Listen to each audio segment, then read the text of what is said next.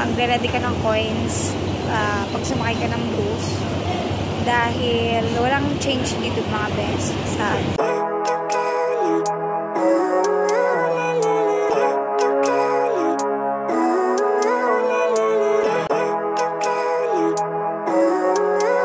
welcome back again sa aking YouTube channel. This is Mavi Criollo on the house.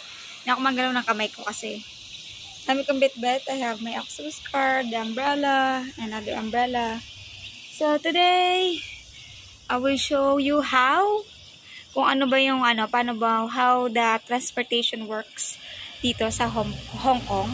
And yeah, it's really nice and sobrang convenient ng transport dito sa Hong Kong.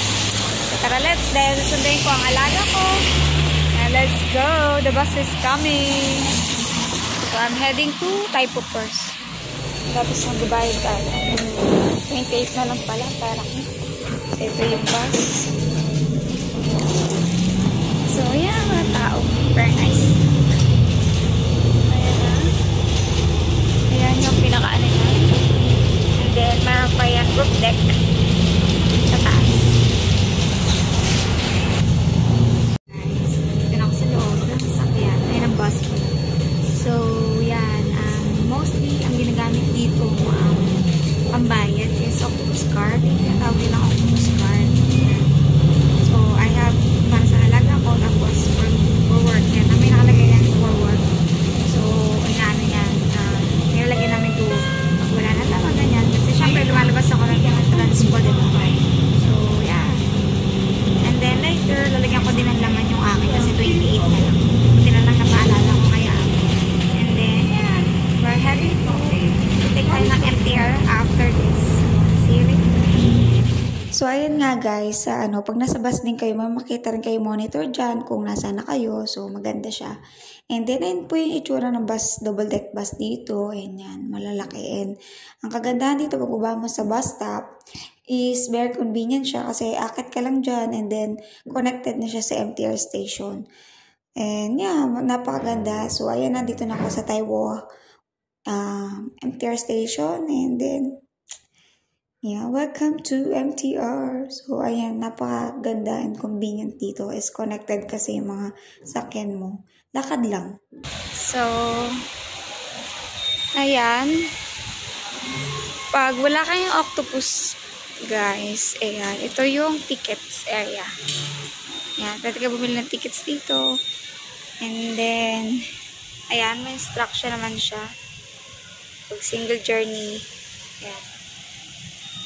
May age, and then yan. Nasa instruction.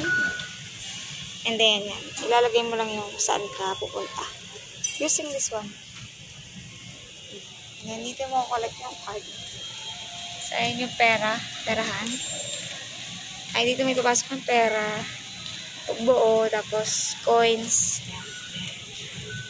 Tapos, itatap mo dyan kung saan ka. And then, yan. May change din dito, guys. Yan.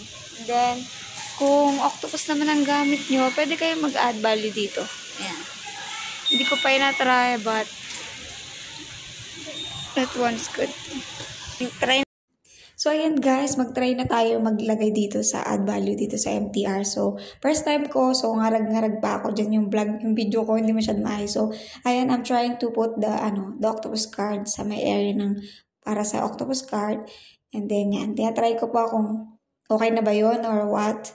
So, ayan. So, nakalagay na sa screen is yung cash only. So, ayan na, dinadirect na ako na maglagay na ng pera. So, ayan yung location where you can put the money. Yan, insert mo lang dyan yung yung pera and then push mo lang yan dyan and then pag antay mo lang mag-green uli yan and then it means it's ready. I mean, it means it's successful. So you can check the screen then guys kung okay na.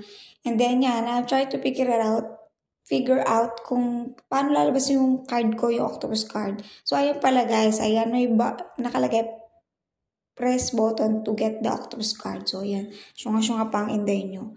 Anyway, ayan na. Successful naman ang ating pag-top up. So, ayan. Very easy lang.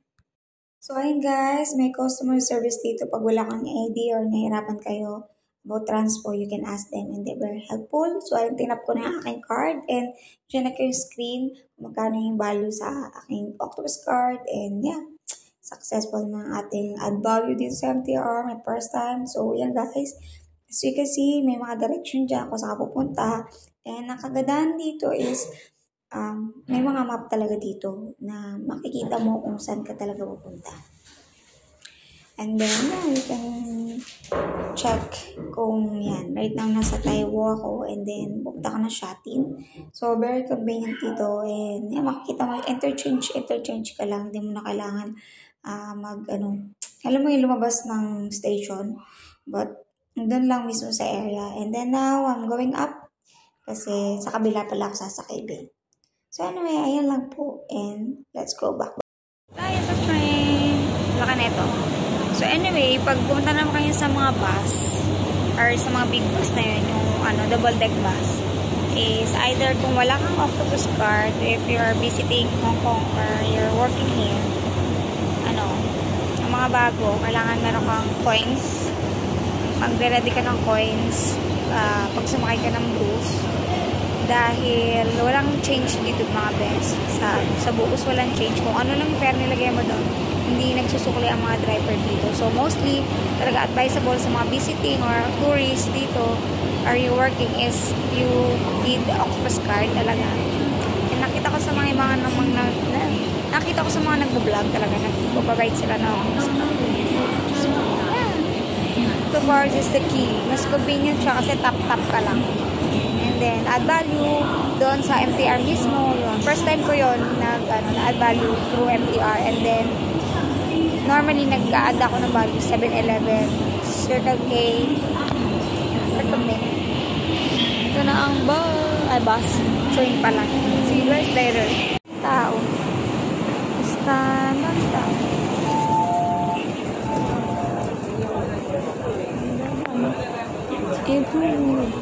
So, ayan nga guys, makita rin kayong monitor dyan. And nasa Taiwo nga ako dahil kakasakay ko lang, ayan. So, ang maganda dito talaga sa MTR din is, sa train is makita kang monitor wherein you can see kung nasan ka na and kung anong station na ang next. Yan, very convenient. Coming! Come on, Naimi, you go first. Ay, let her go. You first?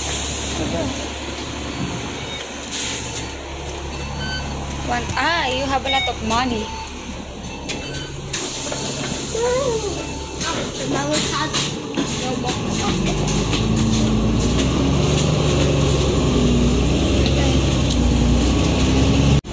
So, ayan, next day na to guys. So, ayan, we take a bus again. So, yun nga, doon, sa pag pumasok kayo dito ng bus. So, magtatap kayo doon sa or naka-cards. Kailangan kayo mag-tap doon pag pumasok kayo or kahit pwede naman kung busy yung sa may harap kasi kung punuan, pwede kayo mag-tap later. Pero tapos pagbababa naman kayo, nakalimutan ko sabihin kahapon, pagbababa naman kayo, kunyari malapit na yung baan nyo, dito lang kayo mag-bus. Meron yung mga nakalagay yan. May mga bell yan. Stop. Tapos makikita nyo yun doon sa may ilaw na may magre-red yan. Magre-red yun dyan. So, it meaning may baba sa next stop. So, ganun lang. Tapos, yan guys. Yan, may mga monitor yan dyan. Kung nasaan ka na. Pero minsan, aware din kayo. Minsan, familiarize nyo rin yung lugar. Kasi minsan, hindi gumagana yung monitor. So, hindi siya updated. So, anyway, ano pa bang dapat? Ayan. So, ayan nga guys. So, yan na yung nagre-red yan. So, it means when you press stop for the next station, kung mababa ka na, magta-turn red yan. Ayun yung nasa harap. So, ayan. Alam niyo yung mga convenient na pagbiyahe dito sa Hong Kong. And yeah, thank you for watching guys. Please like, share, and subscribe. Bye!